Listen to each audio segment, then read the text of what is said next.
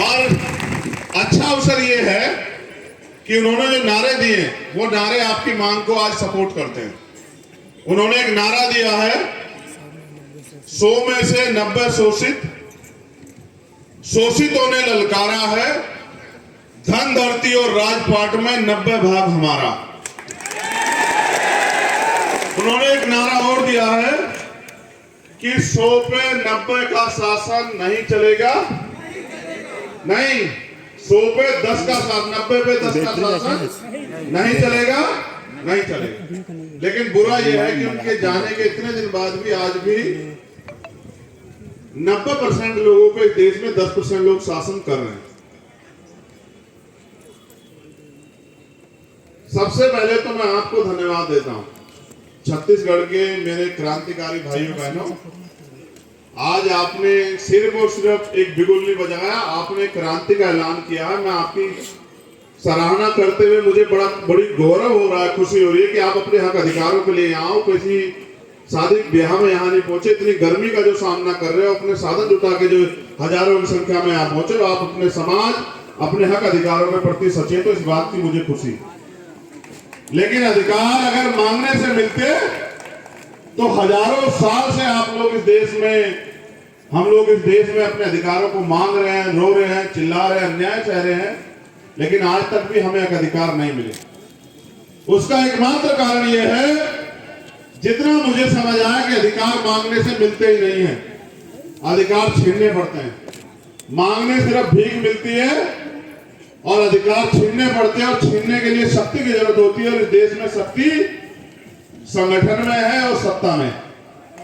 जिनकी सत्ता होती है उनको किसी के आगे हाथ नहीं फैलाना पड़ता, और जिनकी सत्ता नहीं होती वो आंदोलन करने आते हैं तो उनके ऊपर झूठे मुकदमे लगा के उनको जेल भेजने का काम जो है सरकार के लोग करते हैं।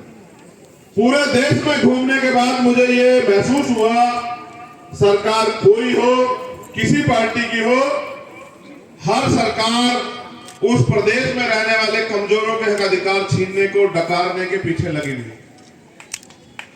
मुझे खुशी इस बात की है कि बड़ी संख्या में अगर नौजवान साथी अपने हक अधिकारों के लिए संघर्ष कर रहे हैं तो हमारी माताएं बहनें भी पीछे नहीं है, वो भी बड़ी संख्या में यहां डटी हुई।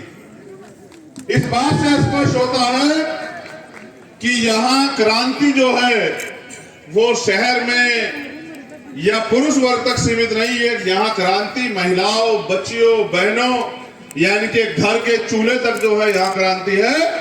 इसलिए आने वाले समय में यहाँ परिवर्तन सुनिश्चित है, यहाँ परिवर्तन को कोई नहीं रोक सकता। साथियों, जिस मांग के लिए आप यहाँ खड़े हैं वो मांग मुझे लगता है कि 4 साल पहले ही सरकार को पूरी कर देनी चाहिए थी, जैसा कि उन्होंने वादा भी किया। लेकिन सरकार को ये लगता है कि ये लोग जो अपने महापुरुषों द्वारा दिए गए अधिकारों को भी नहीं समझ पाए, ये लोग आपका कुछ नहीं बिगाड़ पाएंगे। मेरी बात पे गौर करना। और आज अपने आगे एक सवाल आपके आगे छोड़ रहा हूं, इसको सुनना और समझना।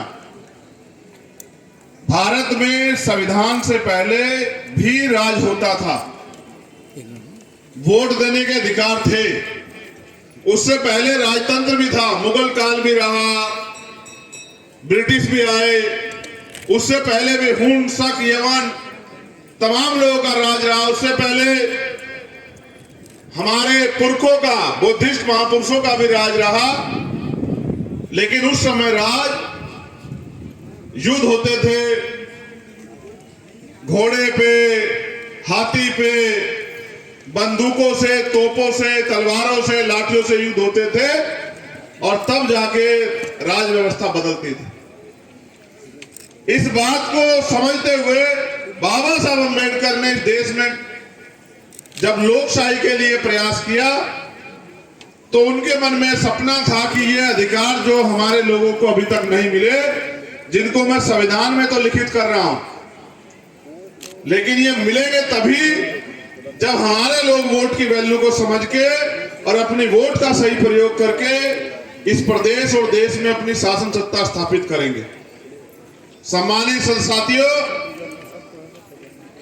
इस देश, पूरी दुनिया के सबसे बड़े लोकतंत्र में सबसे बड़ा मजाक ये है कि जितने परसेंट वोट से सरकार बनती है उससे ज्यादा परसेंट लोग वोट डालने ही नहीं जाते।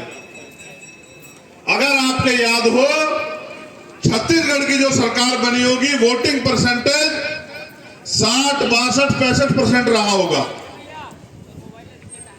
60, 62, 65% लोगों ने वोट देके छत्तीसगढ़ में सरकार बनाई होगी, और जिस पार्टी की सरकार बनी उनको 32, 34, 35% सरकार में मत मिला होगा एब्सोल्यूट मेजॉरिटी की सरकार बनाने के लिए। लेकिन आप महसूस करो कि जब 60, 62, 65% लोग वोट देके सरकार बनाते हैं और 32, 33% वोट देके सरकार बनती है और 35% लोग वोट का प्रयोग ही नहीं करते। जब हम 35% लोग अपने वोट का प्रयोग ही नहीं करते तो हम इस बात की उम्मीद क्यों करते हैं कि इस देश में या इस प्रदेश में हमारे हिसाब से कानून बनेगा? भाई, जिनकी सरकार है उनके हिसाब से तो कानून बनेगा। अगर आप अपनी वोट का सही प्रयोग करोगे तो वोट भी आज के समय में हथियार से कम नहीं है। आप बड़े से बड़े राजा को सड़क छाप बना सकते हैं अगर वो आपकी बात ना माने। इतना बड़ा अधिकार, ना खून बहता ना गोली चलती। बस आप अपनी वोट की ताकत को सही अगर पहचान जाओ। और उसके लिए मान्यवर काशी राम साहब इस छत्तीसगढ़ की धरती पे बहुत घूमे। उससे पहले बाबा साहब अम्बेडकर पूरे भारत में विचरण करते रहे और अपने लोगों को समझाते रहे कि वोट की वैल्यू को समझो। अगर आज आप यहां से संकल्प कर लो मेरे साथ कि 2 महीने या 1 महीने या 15 दिन जो समय आप तय करो, इस समय के अंदर अगर प्रदेश के मुख्यमंत्री हमारी मांगों को नहीं मानते तो जैसे हम रोटी कपड़ा मकान के लिए सुबह उठ के अपने घर से निकल के रोजगार के लिए घर से निकल के काम करते हैं, हम इस निकम्मी सरकार को गिराने के लिए गांव-गांव जाके अपने लोगों को समझाने का काम करेंगे तो ये सरकार घुटनों में बैठ के आपके अधिकारों को देने का काम करेगी। अगर आप मेरी बात को मान लो, जितनी संख्या में आप अगर यहाँ पहुंचे हो, इतनी ही संख्या में अगर आप अपने हक अधिकारों के लिए जिस तरह आप धूम में बैठे हो, एक दिन भी अगर एक दिन का 1 घंटा भी अगर अपने लोगों के लिए काम करो और गांव-गांव में जाकर निकल के बताओ कि सरकार ने हमसे गद्दारी की है, इस सरकार ने हमें धोखा दिया है, इस सरकार ने हमें लूटने का काम किया है, ये सरकार हमारी सरकार नहीं है, ये सरकार हमारा नाम हमारी वोट को ठगने के लिए लेती है, तो मैं गारंटी से कहता हूं कि यही मुख्यमंत्री, आप ऐसी सभा बुला लेना, आपकी सभा में घुटनों के बल चल के आके आपके अधिकारों की बात करने से पहले आपको अधिकार देने का काम करेंगे। मेरा आपसे वादा, अगर आप अपनी ताकत को समझो। हुआ क्या है कि हमने 75 सालों में सिर्फ नारे लगाए और हम लोग नारे लगाते हैं और चैन से पढ़ के सो जाते हैं। जो लोग राज करना चाहते हैं या जो लोग गुलामी की बेड़ियां काटना चाहते हैं या जो लोग हक अधिकार चाहते हैं वो रात में चैन से पढ़ के नहीं सोते। साथियों, आज छत्तीसगढ़ में अत्याचार होता है, सरकार सबकी होती है, सरकार की जिम्मेदारी प्रदेश के हर नागरिक के प्रति होती है, फिर भी आप लोगों को रिपोर्ट लिखाने, गिरफ्तारी कराने के लिए धरना प्रदर्शन क्यों करना पड़ता है? आप सोचिए। उसका एकमात्र कारण यह है कि सरकार मुट्ठी भर लोगों की और सरकार मुट्ठी भर लोगों की है और मुट्ठी भर लोगों के लिए काम कर रही है, सिर्फ पूंजीपतियों की सरकार। इसी छत्तीसगढ़ में मेरे आदिवासी परिवार के लोगों के साथ जो अन्याय होता है वो भी हम लोग देख रहे हैं। कभी नक्सली के नाम पे, कभी उनकी जमीन लूटने के नाम पे, कभी उनके जो उत्पादन क्षेत्र है उनको कब्जाने के नाम के पे उनके साथ जो अन्याय होता है वो भी इस प्रदेश में छिपा हुआ नहीं। लेकिन अभी हमारे वो परिवार भी वोट की ताकत को समझने के लिए तैयार नहीं हुआ। इस प्रदेश में 70-80% आबादी इस प्रदेश की वंचित वर्ग की है।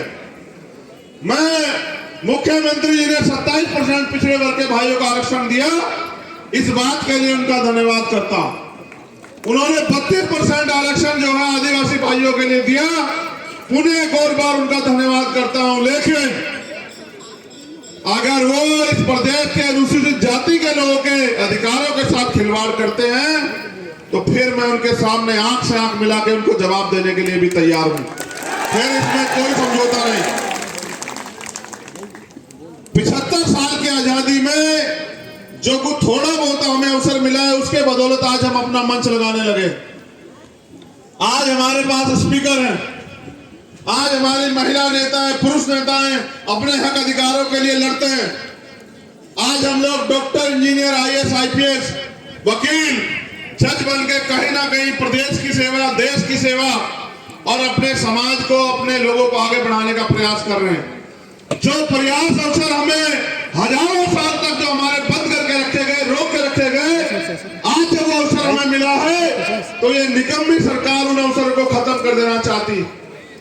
इस प्रदेश के जो मुख्यमंत्री है, जो प्रदेश की सरकार, उनके राष्ट्रीय नेता दिल्ली में खड़े होकर लोकतंत्र की हत्या के बड़े बड़े दावे करते हैं और वो कहते हैं हम संविधान को बचाने के लिए काम कर रहे हैं। वहीं उनकी यहाँ की सरकार हमारे लोगों के अधिकारों को कुचलने का काम कर रही है, हमारे लोगों के अधिकारों को निगलने का काम कर रही है, लूटने का काम कर रही है। ये दोहरी नीति देश में हम लोग नहीं चलने देंगे। ये बात इस कांग्रेस पार्टी के लोग अच्छी तरह से जान लें। आप दिल्ली में बैठ के कहते हो कि हम संविधान बचाने निकले हैं और आप छत्तीसगढ़ में यहाँ हमारे लोगों के अधिकारों को लूटने का काम करोगे तो आप फिर हमारे सामने के लिए भी तैयार हो जाओ। आपके इस झूठ को भी हम लोग बेनकाब करने का काम करेंगे। क्या छत्तीसगढ़ की कांग्रेस और दिल्ली की कांग्रेस अलग अलग है क्या? बताइए। जहां इनकी सरकार नहीं, ये कहते हैं कि हम दलितों का, पिछड़ों का, आदिवासियों का, अल्पसंख्यकों का ख्याल रखेंगे, और जहां इनकी सरकार है वहां हमारे लोगों के बहनों के साथ रेप, हत्याएं, हमारे अधिकारों पर कुठाराघात सब चल रहा है। बताइए, एक कास्ट सर्टिफिकेट बनाने के लिए हमारे लोगों को चक्कर काटने पड़ रहे हैं, फिर ऐसे मुख्यमंत्री है सरकार का हम लोग क्या करें? क्या वास्तविकता में आप चाहते हैं कि आरक्षण की सीमा 16% होनी चाहिए? बताइए। जो लोग चाहते हैं वो हाथ उठा के बताए, जो लोग चाहते हैं। क्या आप इसकी कीमत चुकाने के लिए तैयार हैं? क्या आपके अंदर जज्बा है कि आप अपने अधिकारों के लिए संघर्ष करो? क्या आप तैयार हैं सरकार को जवाब देने के लिए? बताइए, कितने दिन अपने आंदोलन को चला सकते हैं? बताइए, संयुक्त आवाज में बताइए। जो मैं पूछूंगा तो अपनी आवाज को उसके साथ हाथ में बढ़ाते रहिएगा। क्या 1 महीना आंदोलन चलाने की हिम्मत आपके अंदर है? क्या 2 महीने आंदोलन चलाने की हिम्मत आपके अंदर है? क्या 6 महीने आंदोलन चलाने की हिम्मत आपके अंदर है? क्या 1 साल आंदोलन चलाने की हिम्मत आपके अंदर है? बस यही बात खत्म हो जाती है। 1 साल आंदोलन चलाने की हिम्मत अगर आपके अंदर है तो मैं गारंटी से कहता हूं कि आप यहां से सिर्फ संकल्प लीजिए कि हम, मेरे हिसाब से 1 महीने से ज्यादा का समय मैं सरकार को नहीं देना चाहिए। इस मंच के माध्यम से मैं आप लोगों से पूछना चाहता हूं, क्या हम इस सरकार को 1 महीने ज्यादा का समय दें? जो काम 1 महीने में होना है वो 1 हफ्ते में नहीं हो सकता। हवाई बातों से कुछ होता नहीं। मैं पढ़ा लिखा वकील हूं। हर काम के लिए मैं ऐसा कोई कुछ नहीं करना चाहता कि हवाई बात हो, कहेंगे साहब आप भी जानते, हो ही नहीं सकता था। इसके लिए एक अधिवेशन आएगा, अधिवेशन के साथ एक बिल आएगा, उस पर जो है वोट होगी, उस पर जो है अधिसूचना जारी होगी, तमाम चीजें होंगी। उसके बाद वो बहुमत से पास होगा तो कानून बनेगा, कानून बनेगा तो तब लागू होगा। तो मैं समझता हूं कि 1 महीने का समय बहुत है। आज क्या तारीख है? 2 फरवरी। हम लोग 1 महीने का समय यहां की सरकार को देते हैं। अभी अगर 1 महीने के बाद यहाँ की सरकार ने हमारी मांगे नहीं मानी तो बताओ कितने लोग 1 साल के आंदोलन के लिए तैयार हो? बताओ। नहीं, गौर करो, इतिहास गवाह कभी भेड़ बकरियां देश में नहीं जीती। जब युद्ध का मैदान सजता है कोई भेड़ बकरी नहीं घुसती है उसमें। जब युद्ध होता है तो हर आदमी अपनी तरफ से योद्धाओं को मैदान में उतारता है। बताओ उतारता है नहीं उतारता है? जिसके सीने में आग लगी हो अपने महापुरुषों के अधिकारों को बचाने के लिए, उस बात को याद करते हुए कि जब इस देश का संविधान सौंपा गया तो बाबा साहब अम्बेडकर ने कहा था कि मुझे मेरे जाने के बाद बराबर मत समझना, जब तक इस देश का संविधान जिंदा मैं जिंदा हूं। उस बात को याद करते हुए, बाबा साहब के कुर्बानियों को याद करते हुए, गुरु घासीदास जी का जो सपना था मन के एक समान, उसको याद करते हुए, अगर आपके दिल में आग लगी है, अगर आप चाहते हैं अपने अधिकारों को छीनना, तो फिर बताइए, अब हाथ उठा के बताइए दोनों हाथ, कितने लोग हैं जो 1 साल आंदोलन के लिए तैयार हैं? जो लोग वहां छाव में खड़े हैं उनका गुर्दा मैं समझ रहा हूं कि उनकी कितनी हिम्मत है, वो कितने दिन आंदोलन चला। आप हाथ नीचे करो, देखो वो पहले से जान बचाने के लिए धूप छाव में खड़े हैं। आप लोग हाथ नीचे रखना, मैं उस पेड़ के नीचे खड़े हुए लोगों के हाथ एक बार देख लो, आप मत उठाना, यही पता लग जाएगा कौन मुंह दिखाने के लिए यार किसके दिल में आ गए। आओ आगे जनाब, थोड़ा धूप का स्वाद चखो, आप भी आओ। ये मेरी माँ बहने बैठे, तुम लोग भी तो निकाह पूना आओ जरा, आओ जरा निकल के आओ। मांगने से भीख मिलेगी, अगर लड़ना है तो मैदान में आओ। वहां खड़े होकर तमाशा क्यों देख रहे हो बताओ नौजवान साथियों? एक नारा दिया था मैंने और काशीराम ने, वोट हमारा राज तुम्हारा, नहीं चलेगा नहीं चलेगा। जिनका वोट है वो यहाँ मांगने के लिए आए छत्तीसगढ़ की राजधानी में। अगर अपनी वोट का सही प्रयोग कर लो, जिस मुख्यमंत्री से मांग रहा है ये मुख्यमंत्री आपसे मांगता हो घूमेगा कि हमें भी कुछ दे दो सरकार, हमारे अपनी ताकत को पहचानो। 1 साल के लिए तैयार हो चुके हो क्या बताओ? उठाओ दोनों हाथ, अगर 1 साल के लिए तैयार हो तो हम लोग, तो 2 मार्च तक हम लोग इंतजार करेंगे। अगर 2 मार्च तक हमारे अधिकार जो हमने मांगे रखे सरकार ने नहीं मांगी, तो फिर एक तिथि घोषित करके मैं खुद यहाँ आऊंगा एक प्रेस कॉन्फ्रेंस करके, और 15 दिन तक हम लोग पूरे प्रदेश में घूमते रहेंगे। और फिर एक ऐतिहासिक आंदोलन हम लोग यहाँ करेंगे और यहाँ से हम लोग घर भी जाएंगे। फिर एक पर्चा लेके पूरे छत्तीसगढ़ के गांव-गांव, कस्बा-कस्बा, शहर-शहर में घूम के इस सरकार के झूठ को बेनकाब करेंगे और निकम्मी सरकारों को सत्ता से बेदखल करने के लिए तुम मुझसे झूठा वादा तो नहीं कर रहे हो मेरे साथियों? बताओ, क्या तुम समाज के विश्वास के साथ विश्वासघात तो नहीं करोगे? बताओ, ऐसा तो नहीं होगा आज के आंदोलन के बाद आप घर में पड़ के सो जाओगे कि भाई मुख्यमंत्री, ऐसा तो नहीं होगा? देखो मेरा एक अनुभव है, इस पे गौर करना, ये प्रैक्टिकल अनुभव है। अगर बच्चा ना रोए, मेरी माँ यहाँ बैठी है, तो बताओ माँ को एहसास थोड़ा होता कि भूखा है? ईमानदार से बताना, अगर बच्चा ना रोए तो माँ को एहसास होता कि भूखा है नहीं है? बताओ, जब वो रोता है तभी तो माँ को एहसास होता है भूखा है। अगर तुम अपने अधिकारों के लिए चिल्लाओगे नहीं, मांग नहीं करोगे, तो इस सरकार को नहीं पता लगेगा आपको अधिकार चाहिए। सरकारें तो चंद लोगों की होती है, चंद लोगों के लिए काम करती है। मैं पहले बता चुका हूं, ये भारत है, आजाद भारत। हम इस देश में गुलाम पैदा नहीं हुए, यहाँ बैठे सारे शख्स जो है गुलाम नहीं है। गुलाम की गुलामी की सोच होती है। हम इस देश में, हमारे बाबा साहब अम्बेडकर कह के गए कि जाओ अपनी घर की दीवारों पे लिख दो कि हम इस देश के शासक है। 75 साल हो गए, हम ना अपनी दीवारों पे लिख पाए, ना अपने दिल पे लिख पाए, और ना ही हम शासक बनना चाहते। जो शासक बनना चाहते हैं उनके अंदर आग होती है। अगर वो आग छत्तीसगढ़ में जिस दिन लग गई दिलों में, बहुजन समाज के लोगों में, गारंटी से कहता हूं कि आपको किसी आगे हाथ नहीं फैलाना पड़ेगा। मेरे साथियों, मेरी बात को याद रखें। एक धोखा और है, आप लोग भी सुनो, गौर करो। इन्होंने आज के लोकतंत्र को इस तरह से लूट लिया कि पैसे वाला ही राजनीति कर सकता है। आप ये बताओ, बाबा साहब अम्बेडकर ने कहा कि आज मैंने रानी का पेट चीर दिया, आज के बाद राजा आप बैलेट वोट से मत पेटी से तैयार होगा, यानी कि आप जिसको चुन के भेजोगे वोट के जरिए, वो आपका नेता बनेगा, वो आपके लिए संघर्ष करेगा। इस मंच पे बैठे लोगों में क्या कमी है जब आप पूंजीपति लोगों को, पैसे वाले लोगों को नेता बनाते हो? इस मंच पे बैठे गए लोगों में क्या कमी है आप बताओ? ये पूरे 5 साल आपके लिए सड़कों पर संघर्ष करते हैं, हर कीमत चुकाने को तैयार है, जेल भी जा रहे हैं, मुकदमे भी झेले, लाठियां भी खा रहे हैं। आप क्यों नहीं तय करते कि आपका नेता इनमें से, इनमें जो बैठे इन लोगों जैसा होना चाहिए? आप क्यों पैसे वालों को नेता बनाने के पीछे लगे हो? अगर पैसे वालों को नेता बनाओगे तो पैसे वाले अगर चाहते तो इस देश में कोई गरीब नहीं रहता। आज एक प्रधानमंत्री का मित्र इस पूरे देश को लूट के जो है, और आज जब उसकी पोल खुल रही है तो वो ये कह रहा है कि भारत को कमजोर करने की साजिश है। भारत कभी कमजोर था ना है।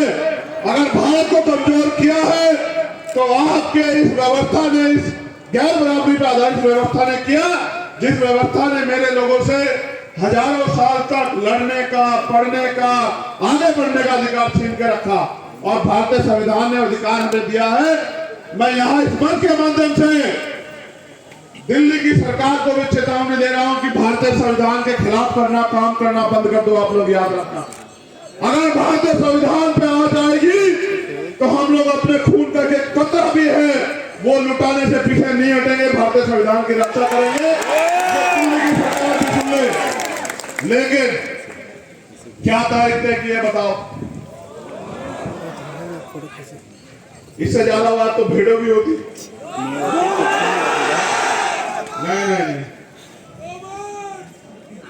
एक की आवाज इतनी है तुम्हारी,